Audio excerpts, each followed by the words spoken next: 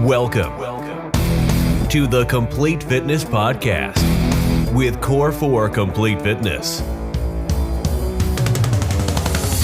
Your episode is starting in 3, 2, 1. Hello, peoples. Happy, when will you be getting this? July 26th. It should be Wednesday, and hope you guys are having a great end of the month. Hope you've had a great summer so far. We are rolling into August next week. Dear God, that came fast.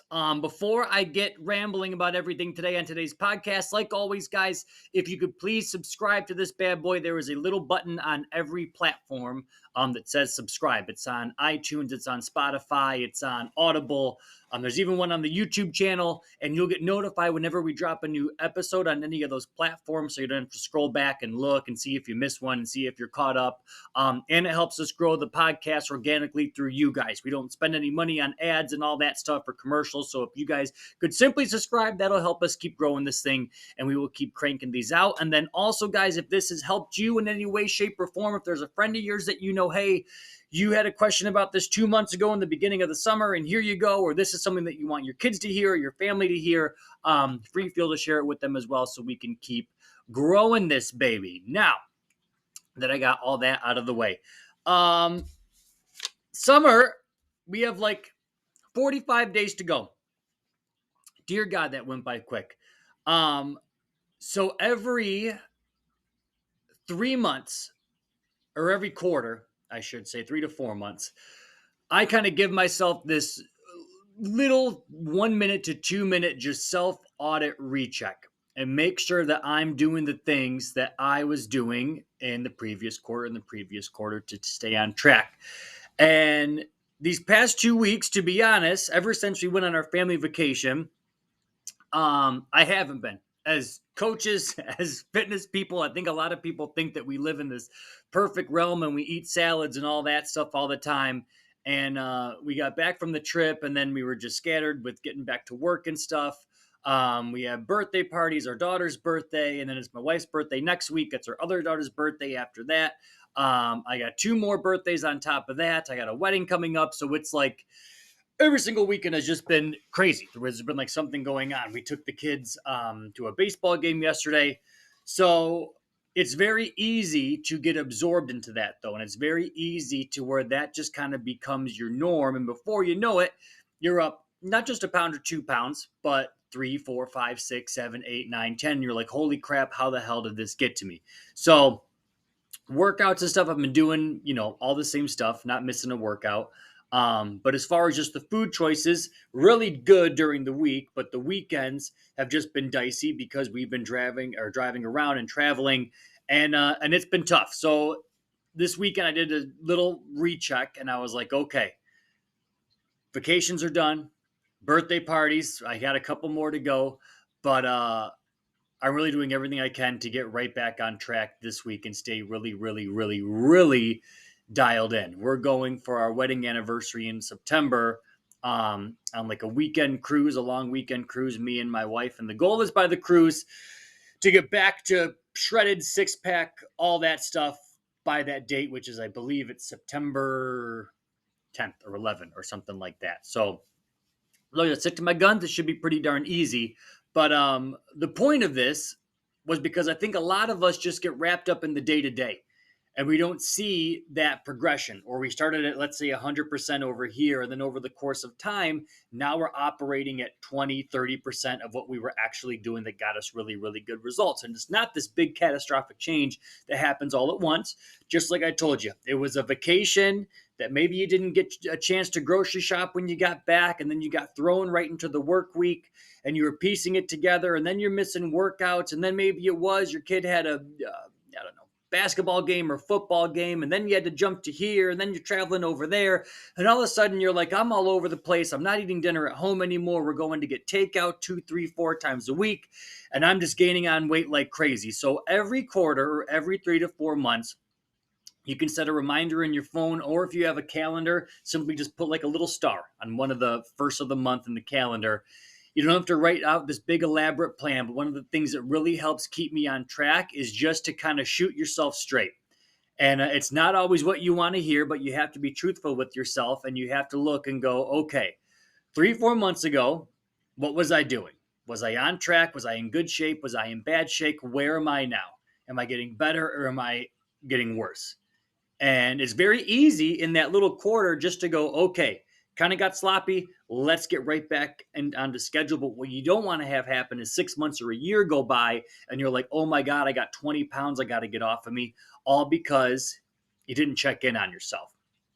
And for a lot of us, we, I've mentioned this before in the podcast. We believe lies that we tell ourselves, both good and bad. So when we tell ourselves, even though you damn well know I'm not doing the things that I should be doing, hey, you're doing okay. Oh, it's just a pound. It's just one more weekend, or it's just one more night, or one more beer, one more dessert, or one more whatever it is, one more thing of chips, one more cookie, one more this, and you'll get back on it the next day. You know that you're just kicking your can down the road, and sometimes you have to be kind of that voice that goes, okay, we got a little bit crazy, we got a little bit rough, we got a little bit sloppy, but I have to be the one that actually kicks this into high gear and gets myself right back on track.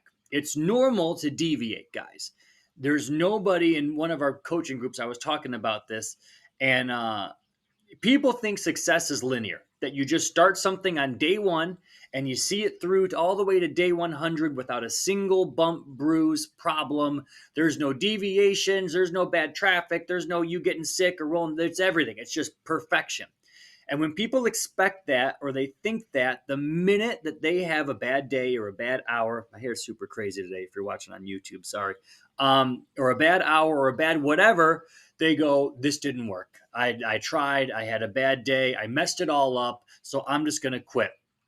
There's going to be ups, there's going to be downs, but over the course of time, you want just more ups than downs, right? As long as you have more ups and downs, that means that you're going to win the day and win those weeks. But if you're constantly going mostly downs with a little, good day here and there, it's going to be really, really difficult to stay on track. So if you haven't done it yet, August is coming up, guys. Treat that kind of like your audit month. It's kind of the last month of summer. If you've been bad for, let's say, 4th of July and you haven't got into it, maybe you've been being naughty all summer. But you don't want to roll into September when the kids go back to school and go, crap, all that I had to do was take 5 minutes to kind of look at my day and see where I can kind of sharpen some things instead of going, the other way around. So take this time, do a self-audit, look at your food, look at your workouts, look at your activity level. Where can you sharpen some things up? Where can you cut some things out? And I guarantee you it'll be 10 times easier just to do a little tweak here, a little tweak there, and a little tweak there than to go complete overhaul mode once the kids are back in school and everybody's back on their normal schedule. Now, one of the questions somebody asked was in regards to cardio. And this is something that gets super duper confusing. I want you to think of cardio as 3 different types. There is intense cardio, which let's say is running up a hill. Let's say it's doing sprints. Let's say it's doing 100-yard shuttles or 50-yard shuttles. There's kind of steady state cardio, which is going for a jog, running, exercising. You're at a nice steady pace the entire time. And then there's just kind of being active, which is just going for walks, right? You're moving your body. All of those are good for your heart. All of those are good for your cardiovascular system. All of them are very good for your brain and just keeping your brain sharp and getting rid of stress. There's nothing wrong with either of those guys. But in terms of what kind of cardio is superior, it depends on what you want to do and what your focus is. So I'll give you an example. Let's say you are a bodybuilder and you want to be 225 pounds or 230 pounds and just you're a brick shit house, you're strong as the Knox, and you want to get shredded. You really want to make sure that you want to preserve that muscle. And since muscle is more dense than body fat is, when you are doing lots of steady state cardio and we're going for jogs, your body goes, hey, I got to run a long distance with this big, huge, bulky body.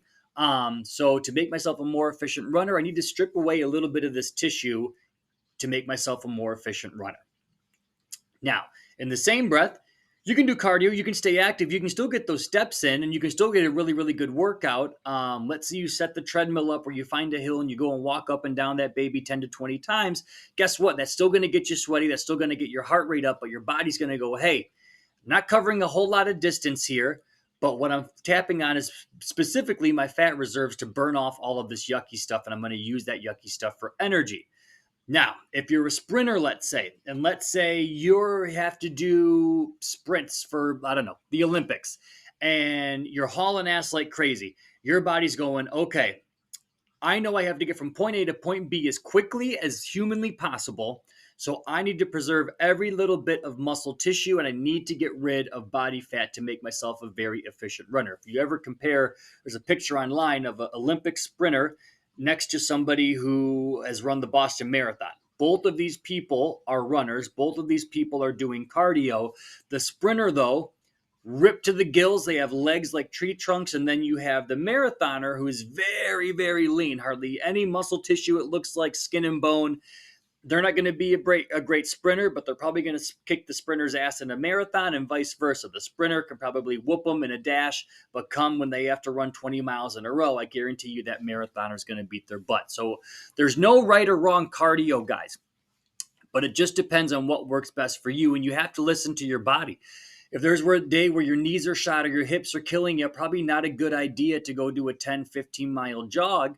But if you want to go and just get some steps in and go for a walk outside, there's absolutely nothing wrong with that. But one of the most underutilized forms of cardio, everyone, is just moving. Just moving. Everybody thinks that you have to get this big sweat. And yes, there's some truth for that. It's going to, expedite the process and speed up your results. But for a lot of us, it's like I said in the beginning, it's very all or nothing. Either I'm hauling ass, breaking a sweat, or I'm not doing a darn thing. And there's a lot of wiggle room in there where you can do a lot of damage. So the biggest thing, guys, move your body. Any way, shape, or form that works for you. If you want to go for a run, a jog, a sprint, a walk, whatever suits your body, there's that square peg, round hole analogy where if I make you do something that isn't comfortable for you or you hate doing, your adherence to that is probably going to be very, very low. If you enjoy going for walks, go for walks more often. If you like going for jogs, go for jogs. If you like going for whatever, sprinting up and down some hills a few times, go do that. But as long as you're moving your body, guys, and it's something that you like and that you can adhere towards long term, that is the most important part. Question number 1 we got. Question number 2, I made a video about this, but there was a lady at the gym that said, I really want my household to become healthier. And she was like, I am kind of the one that is always kind of forcing this down my family's throat in terms of getting to the gym, eating healthy, get out in front of the TV, go outside, stop eating crap, the usual like song and dance. And so I said, the parents, you guys are kind of like the Trojan horse in terms of what goes on in your house. Whatever you bring in, both good and bad, usually your family will adhere to. But that being said, if you have kids, at least like our kids, I think most kids tend to watch what you do and not necessarily follow what you say. And I'll give you an example. Last week, I went for a jog down the dirt road and our 6-year-old or almost 6-year-old was like, hey, I want to go for a run with you. And I had to explain, like, your legs are smaller than mine. You can't run the same distance as me. And she's like, well, I want to do this. I see you do this and it looks like fun and I like to run and you like to run. So let's go do this. And that was that. So I was like, okay, how about I go for my big run? And then when I come back, you and me can run down the street and that'll be, and I'll wear her out and then she'll be happy. And it worked. But now every time I want to go for a run, she wants to go for a run too. And then a couple days go by and I was making overnight oats. Didn't tell anybody, didn't tell the kids. So I'm making it, whipping it up at home, boom, boom, boom. And then they come in, oh, what are you doing? Why are you making that? And I'm like, because it's healthy and it tastes good and it's easy to do for breakfast. And they're like, well, I want to make one. But I didn't force this on them. I didn't tell them that you have to get out and exercise. You have to do this. They saw what Dad was doing. That was kind of like the norm. And without pressuring them,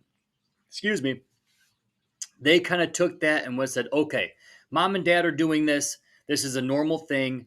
I want to jump on this bandwagon too. And I think for a lot of us, at least like my kids, if I go and I pepper them with crap saying, you got to do this, listen to me, you got to do this, listen to me, they're going to go, screw it. I don't want to listen to you. I've heard enough of you. I want to do my own thing. And they're naturally just, combative.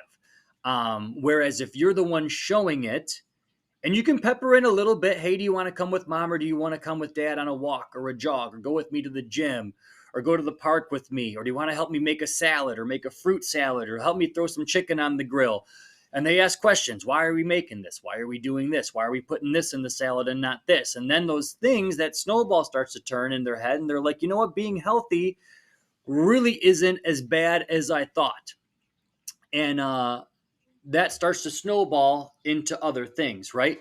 But I think for a lot of children, a lot of households that are very stuck in their ways and the way that things have always been, naturally humans resist change, right? We don't like it. It's uncomfortable. We have to learn. So once we find something that we like in the way that things have always been, we tend to kind of sit in that and marinate in it. And we think that's the be all end all and the way things have to be. People are resistant to change that is brought upon them, but if they are the ones that are introducing the change and they enjoy it, guess what? They're going to be way more prone to sticking to it. Imagine, and I'll give you another example. So when I was a kid, everybody had like a Nintendo 64 or a Sega Genesis, right? And you would get so sucked into a game and you would play it and play it and play it and play it and play it and play it. And that was the only game that mattered. Yeah, every game, you just wanted to go home and play whatever it was, James Bond or Madden or whatever with that. Until a new game came out and you were like, oh my God, this is so much more fun. This is going to trump the previous game that I had. I can't wait to take this old game or old way of life, we'll call it in quotations, get rid of it and start doing some new things. So it's just kind of unlearning the old way of life and introducing the new way of life.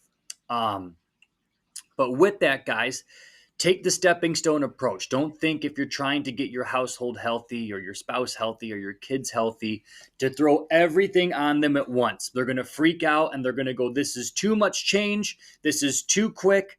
I don't like this. This is chaotic. But if you can go, okay, this week starting Monday, we are only going to go out to eat maybe 1 day a week instead of 3 or 2 days a week. And they go, okay, well, that wasn't that big of a deal. And then you go, dessert, we're not having it every single night, but we're going to have it just on a Saturday night. Maybe we'll have a Sunday bar or something after that. And everybody's like, okay, cool. That wasn't that big of a deal either. But if you come in guns a-blazing and you're like, starting Monday, every single day we're going to go for a jog outside. You're going to meet me at the gym at 5 o'clock. We're going to do this. We're going to stay at the gym for 1 hour. Then we're going to go home and we're all going to make salads together. And we're going to get rid of all the junk in the house. How do you think your family's going to respond? They're going to go, whoa, whoa, whoa, whoa, whoa, whoa, whoa. Too much, too soon, too quick. Start slow. But if you can go, okay, next week we're going to implement change number 1. Maybe it's getting rid of pop in the house or regular pop. And you're going, we're going to have what diet pop or Coke Zero or whatever it is in there. And we're going to work our way down. You're allowed 1 pop a week. And then we're going to switch over to water after that. But you can see how your family is now going to be able to grasp that and be able to adapt to that and be able to kind of hold on to that and go, okay, I'm with you. You're not freaking us out. This is nice, smooth, and steady. I can deal with this. And then they start to feel better. And then they go, this wasn't that big of a change. I like how I feel. I'm sharper. I have more clarity in my mind. My energy levels are great. And that was all just by doing those little tweaks. So the mom, you are like essentially the Trojan horse. You're the big one. Usually, not always, but you're in charge mostly of the grocery shopping. You're in charge of bringing the stuff into the house. You're in charge of, usually if mom is exercising, then that means dad is on board too. Then the kids slowly get on board. But it starts with you, and it's a big role, and it's a serious role. But if you're trying to go, hey, everybody, I'm doing this. Now you have to do it with me all at once. Don't be shocked when they don't completely jump on board. But what you can do is take that stepping stone approach and go, we're going to get rid of this next week and we're going to implement this. Or we're going to cut out, X days of sugar and just have it on a Saturday night. And you'll be amazed at how much better and how much more responsive everybody is just from those little tweaks. So good questions this week, guys. And then closing this one out. What are we at? 20 minutes? Surprise, surprise. But we got a new supplement, and it's one that everybody has been asking for. It will be on the website shortly, but by August 1st, I believe, Core 4 Supplements will finally have collagen peptide powder for whatever you want to put it in. This has been one of the biggest requested supplements that everybody has asked for. It is flavorless, which means you can put it in anything. As far as collagen peptides, what are they? Basically, they're kind of the building block of your muscles, your ligaments, your bodies, your skin, your hair, your nails. It helps everything, guys. And the great thing is, it packs a punch as far as protein as well. And it's weird at first. The first time I tried it, you're expecting it to have a taste, but people, you can dump it in your coffee, stir it up in there. You can throw it in water. You can throw it in juice or whatever the heck you want to drink it with.